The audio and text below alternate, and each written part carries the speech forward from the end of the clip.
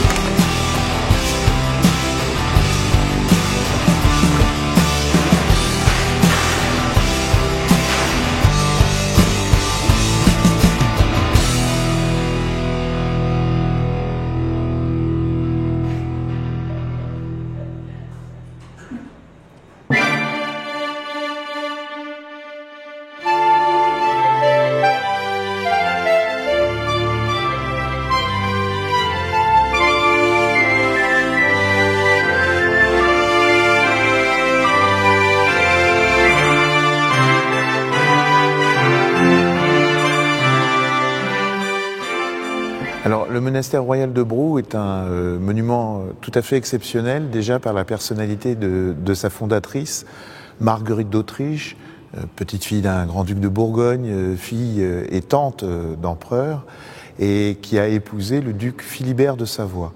À la mort prématurée de son mari, en 1504, elle décide d'édifier en son souvenir un véritable mausolée qui est à la fois un témoignage d'amour et puis aussi la marque de son emprise sur le territoire de la Bresse. Le monastère royal de Brou est remarquable par son homogénéité car il a été construit très rapidement entre 1505 et 1532. Et l'originalité notamment de l'église dans laquelle nous nous trouvons est que Marguerite d'Autriche a souhaité en confier la construction à un maître d'œuvre, un architecte bruxellois. C'est donc une sorte de monument flamand implanté en terre de Bresse. Mais en dehors de l'église, le monument, c'est un véritable complexe qui comprend 3 cloîtres, remarquables tout à fait par leur ampleur, mais aussi par le fait que ce sont en France le seul ensemble comportant des cloîtres sur 2 niveaux.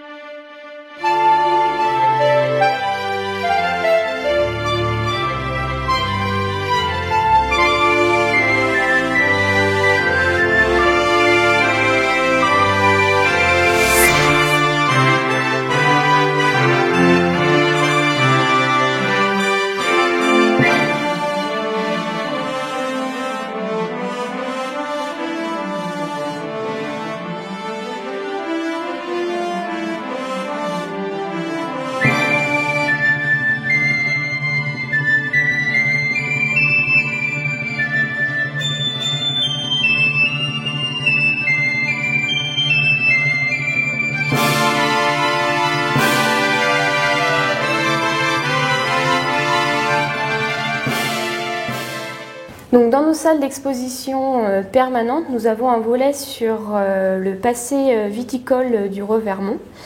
Et suite en fait à la disparition de ce vignoble au début du XXe siècle, les producteurs se sont tournés vers une autre activité économique, donc l'élevage et la production de lait pour le transformer en comté.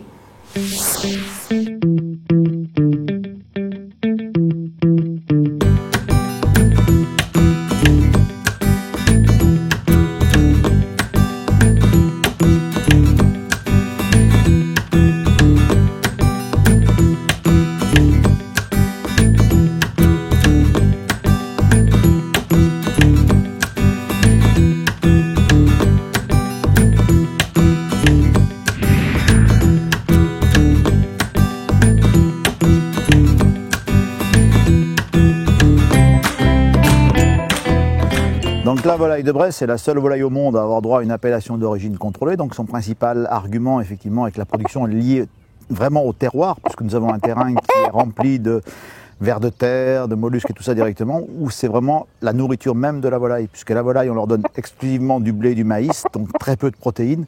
Donc les volailles doivent aller chercher elles-mêmes la protéine donc dans leur parc, effectivement. C'est pour ça que chaque volaille doit avoir 15 mètres carrés de parcours pour elle, effectivement. Et en plus de ça, donc on leur donne du babeur qui est lié donc aux produits laitiers, effectivement, donc qui est des choses qui sont tout à fait naturelles et très bonnes pour les volailles. Donc les volailles aussi, il y a un temps d'élevage très long, puisque les volailles sont élevées pendant 4 mois minimum. Paradoxalement, par rapport à une volaille industrielle qui est 31 jours, je dirais, on n'est pas dans les mêmes cours. Donc voilà, pour avoir une volaille de Bresse, nous devons bien avoir les spécificités, donc crête rouge, plume blanche, pattes bleues, avec toutes les marques d'authentification de la volaille de Bresse, donc le scellé du CIVB, l'étiquette de la volaille pour dire que c'est un poulet ou un chapon ou une poularde, et la bague avec le nom de l'éleveur qui permet de retrouver la volaille où que ce soit dans le monde entier.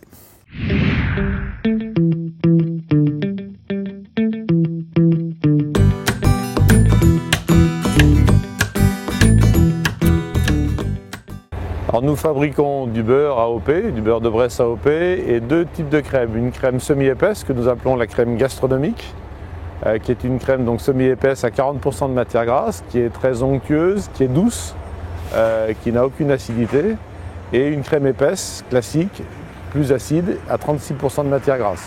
Et actuellement, nous produisons 150 tonnes de beurre par an et environ 300 000 litres de crème en AOP par an.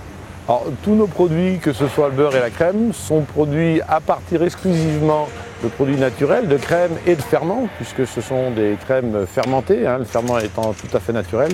Il n'y a aucun rajout de quoi que ce soit. On est vraiment dans la naturalité parfaite et traditionnelle des beurres et des crèmes telles qu'elles se pratiquaient depuis l'origine.